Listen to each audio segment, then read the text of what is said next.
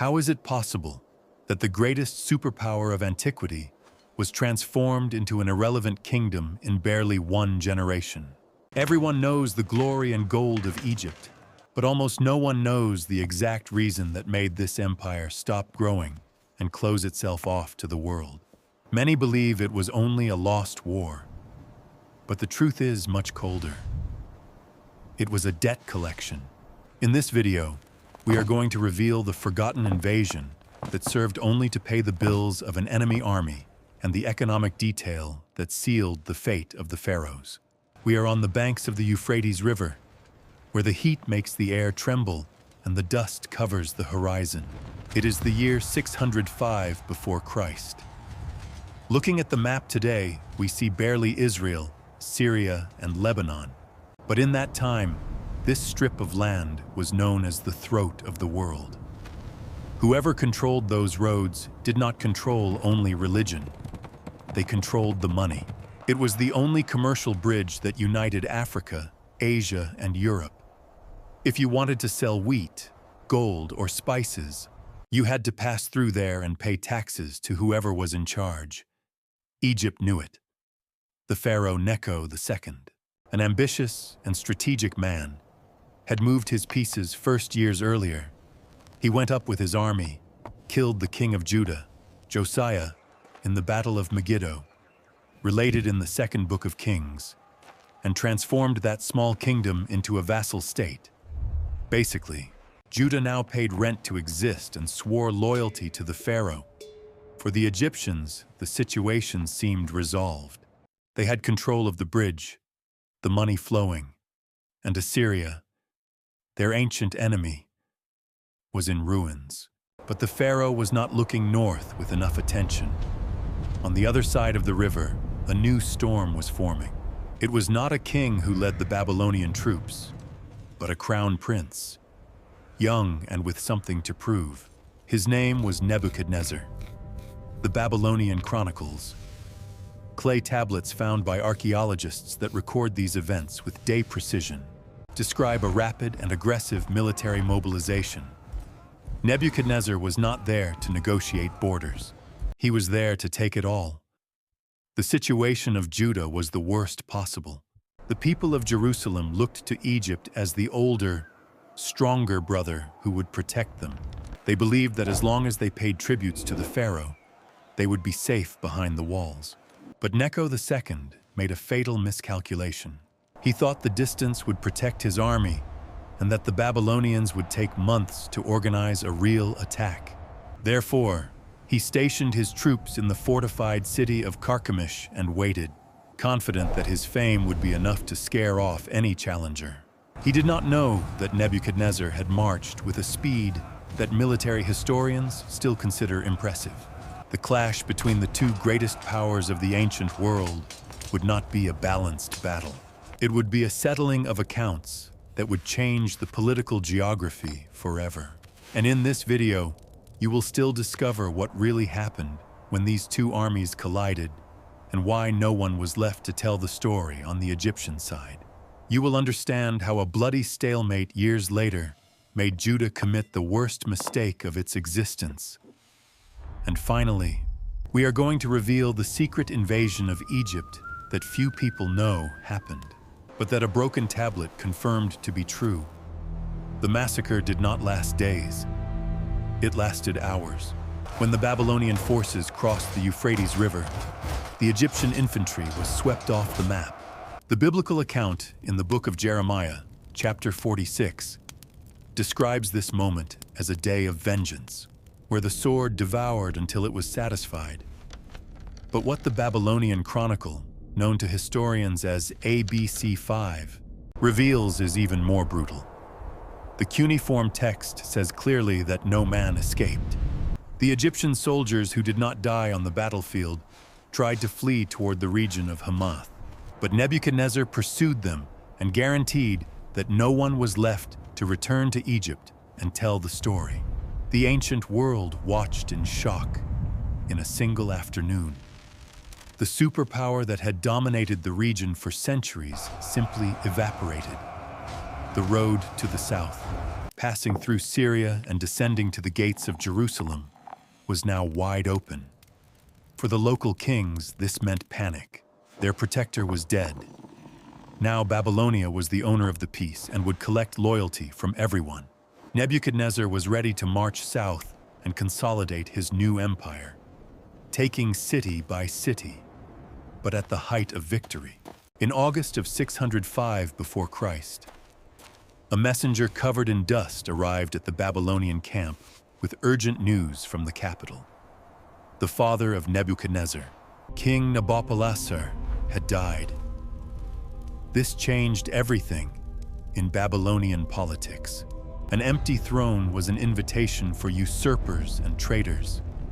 If Nebuchadnezzar stayed on the border celebrating the military victory, would he lose the crown at home? He had an impossible choice: guarantee the territorial conquest, or guarantee his right to rule. The decision was immediate. He handed over the army, the captives, and the spoils of war to his generals, so they would return by the normal safe route. Meanwhile, he mounted his horse and with a small escort raced through the burning desert. It was a race of 800 kilometers made in barely 23 days, a record time for the era. He arrived in Babylonia in time to hold the hand of a statue of the god Marduk and be crowned king, guaranteeing absolute power. This haste saved his throne, but it had a high cost in foreign policy. By abandoning the military campaign halfway to return home, Nebuchadnezzar left the region of the Promised Land, conquered on paper, but not totally controlled in practice. The kings of Judah and the neighboring nations saw the back of the new king moving away and breathed relieved, thinking that the worst had passed. They interpreted that tactical withdrawal as a lack of interest or weakness, and it was exactly that wrong reading of the scenario that planted the seed for the tragedy that would follow. Nebuchadnezzar had left, but he would return.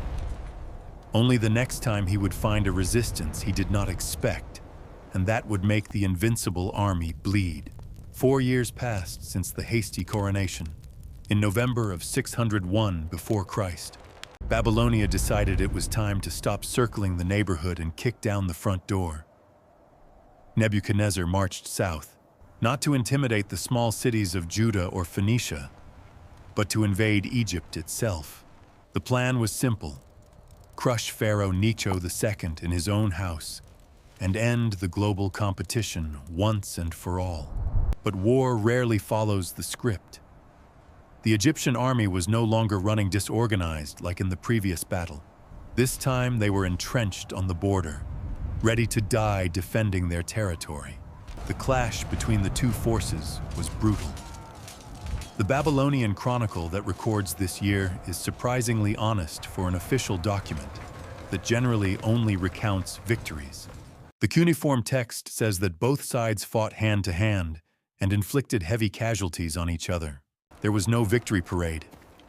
Nebuchadnezzar looked at the battlefield covered in bodies, saw his war chariots destroyed, and did the unthinkable. He gave the order to retreat.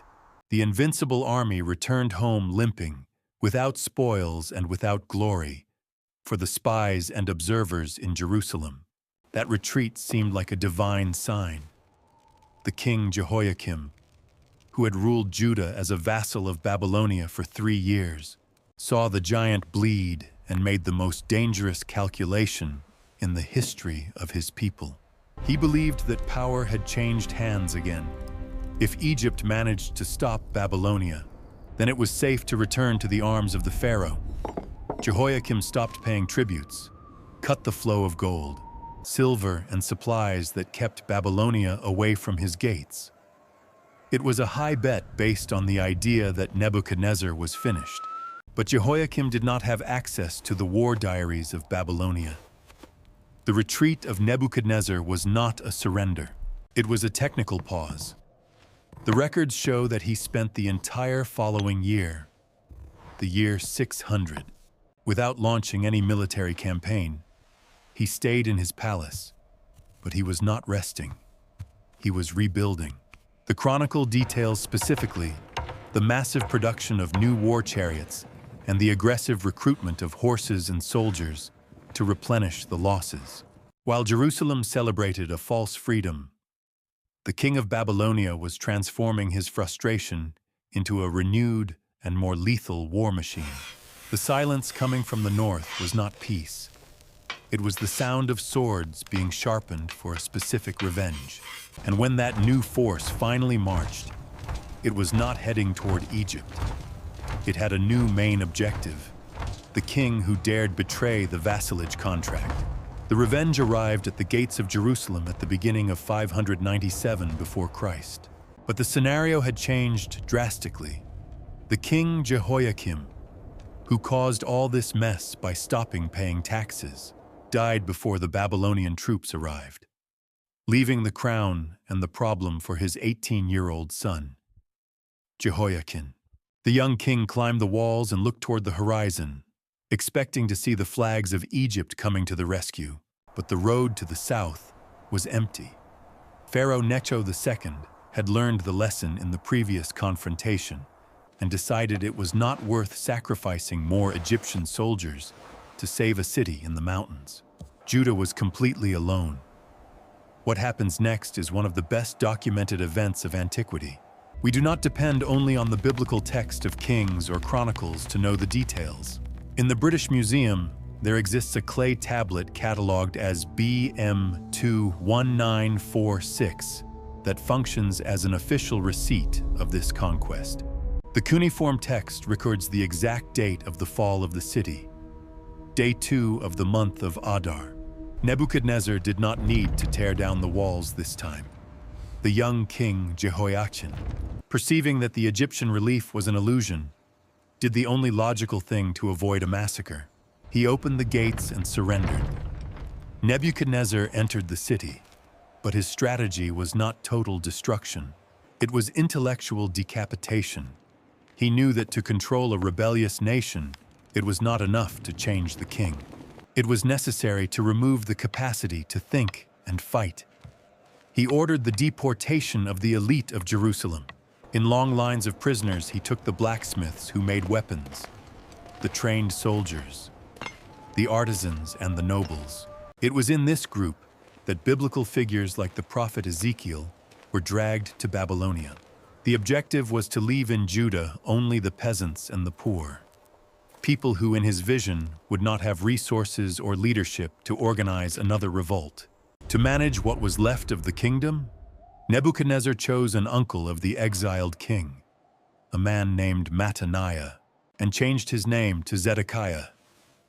He placed him on the throne with a simple condition: swear loyalty to Babylonia in the name of the God of Israel himself. Zedekiah had to be only a manager, a puppet that would maintain order and the flow of tributes. It seemed the perfect pacification plan. But inside the walls, the nobles who escaped deportation did not see that as the end. They saw a weak king who could be manipulated.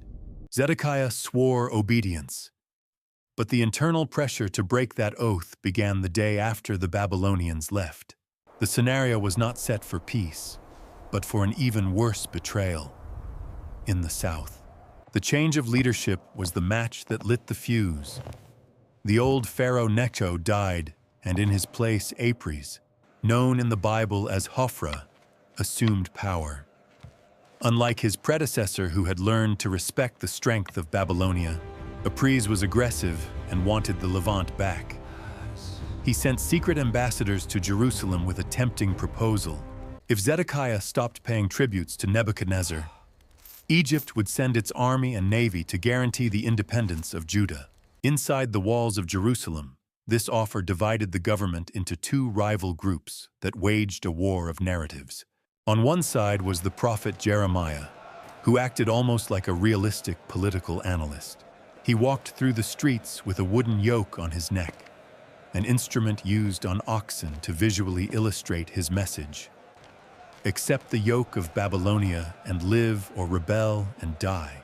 On the other side was Hananiah and the nationalist nobles who sold the idea that Egypt was the salvation and that Babylonia would fall in 2 years. Hananiah even broke the wooden yoke of Jeremiah in the temple, a symbolic act that drove the crowd to madness. Believing that victory was certain, Zedekiah, the king who should lead, remained paralyzed in the middle of this crossfire. He knew that Babylonia had spies everywhere, but the pressure from his generals and the promise of military support from the pharaoh spoke louder.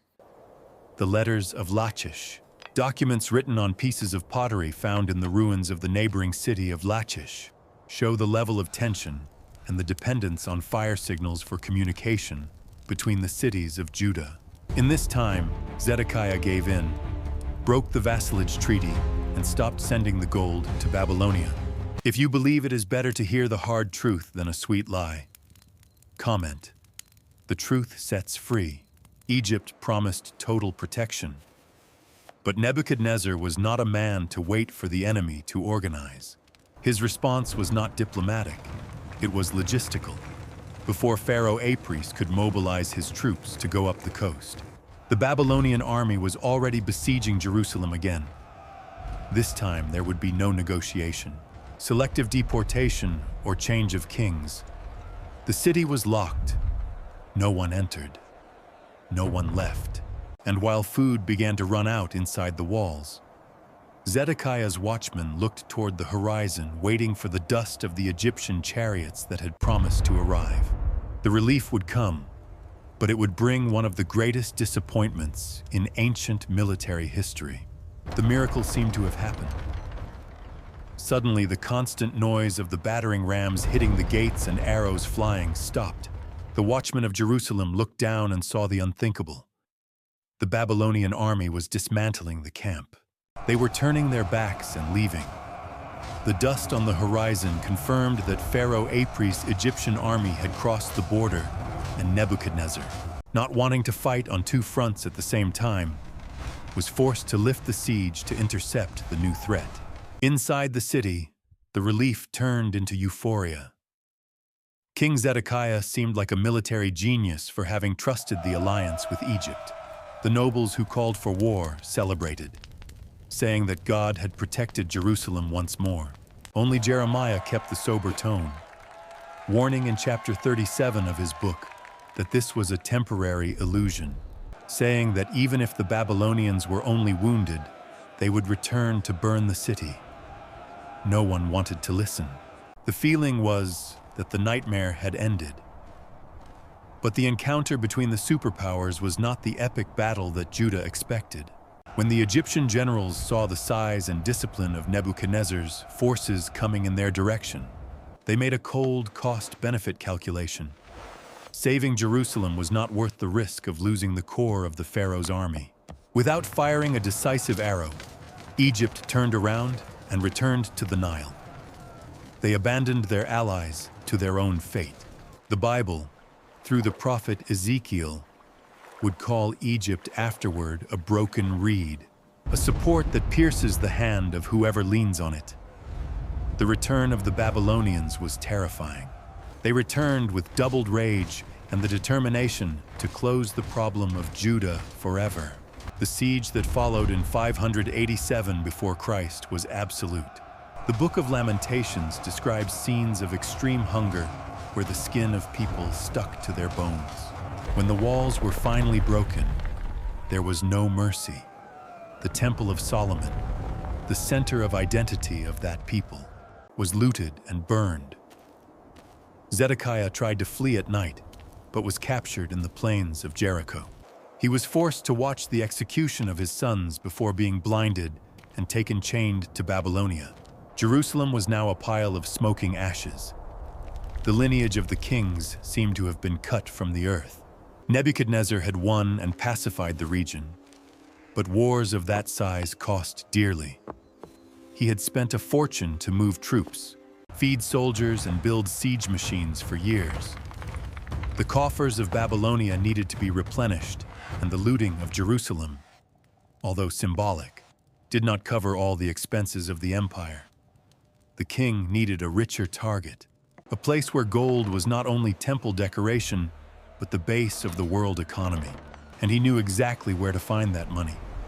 Tyre was not just a city, It was a locked chest in the middle of the sea, located on the coast of present-day Lebanon. This Phoenician fortress was the banking center of the ancient world and had an irritating geographical advantage.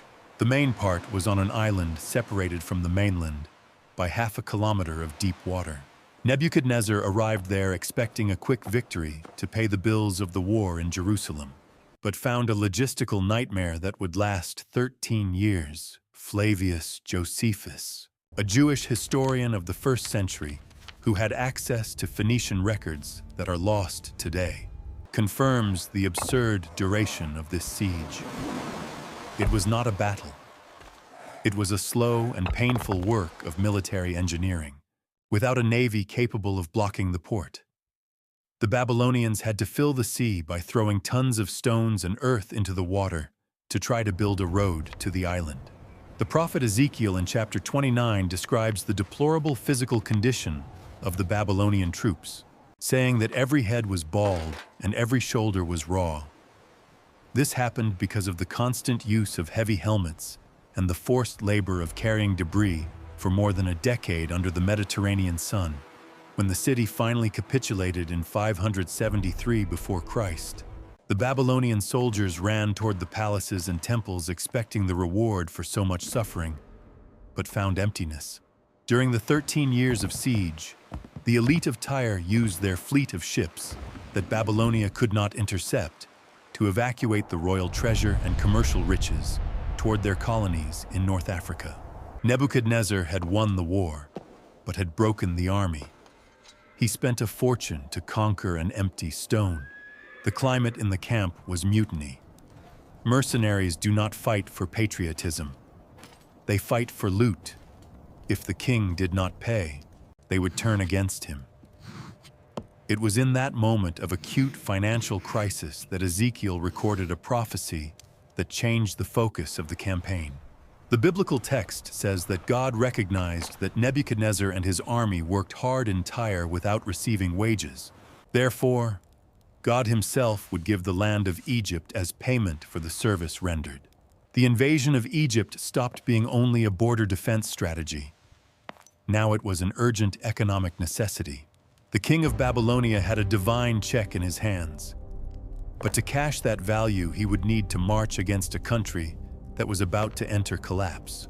Only the collapse began with a military mutiny in the Nile Delta in 568 before Christ. Pharaoh Apries, the same man who promised help to Jerusalem and failed, now faced the fury of his own people. His mercenaries turned against him, and one of his generals, named Amasis, took advantage of the chaos to take the crown. Egypt was divided with brother fighting against brother, and the border defenses were left unguarded. For the Babylonian watchers, that was not only political news, it was the attack signal they had waited for decades. Nebuchadnezzar was no longer the young prince who raced through the desert. He was in the 37th year of his reign, an elderly ruler for ancient standards. But his memory was long. He knew that unstable Egypt was the golden opportunity to fulfill the prophecy of Ezekiel and pay his army. He launched his last great military campaign. This time, the objective was not only to stop at the border. The troops of Babylonia marched into African territory, taking advantage of the Egyptian civil war to loot, destroy, and humiliate the ancient superpower. For a long time, skeptical historians doubted that this invasion had occurred, mainly because the Egyptians, like any proud nation, did not write about their defeats on monuments. They simply erased the records, but confirmation came from a broken piece of clay kept in the British Museum. The tablet catalogued as BM33041 is a fragment of a Babylonian chronicle that survived time. The text is damaged, which is frustrating for us today, but the legible words are clear. The tablet explicitly cites the 37th year of Nebuchadnezzar and describes a military march against Egypt and against King Amasis. It mentions soldiers, horses, and battle. The text cuts off exactly at the part of the final result, like a movie that ends before the main scene. But historical deduction fills this void. since Egypt continued to exist as an independent kingdom after this. We know that Nebuchadnezzar did not annex the country as he did with Judah. He entered, took what he wanted, broke Egyptian pride, and left. It was a punitive expedition, a quick and violent attack to show who ruled the world. Pharaoh Amasis survived and continued on the throne, but the Egypt that emerged from this invasion was a shadow of its glorious past. Never again did they try to expand their borders northward or challenge Babylonia again. They had become what the Bible called a humble kingdom. But the prophet Ezekiel spoke of something more mysterious, a period of 40 years of desolation. How to explain a prophecy of total emptiness over a country that continued to be inhabited? The answer is not in geography, but in the geopolitics of humiliation. Egypt did not become an empty sand desert. The farms on the banks of the Nile continued to produce wheat, and the cities did not disappear from the map overnight. This generates an immediate doubt for whoever reads the biblical text of Ezekiel, chapter 29, that speaks explicitly of 40 years of desolation, where neither foot of man nor of animal would pass through there. For the modern reader, it seems that the prophecy failed. But for the observer of that time, desolation was not about the extinction of biological life, but about the death of political relevance. Before the invasion of Nebuchadnezzar, Egypt was the voice that dictated the rules in the Middle East, the shadow where smaller kingdoms like Judah sought protection. After the passage of the Babylonian troops, the country closed itself in a shell. It became exactly what the prophecy described, a humble kingdom. They stopped projecting power outward.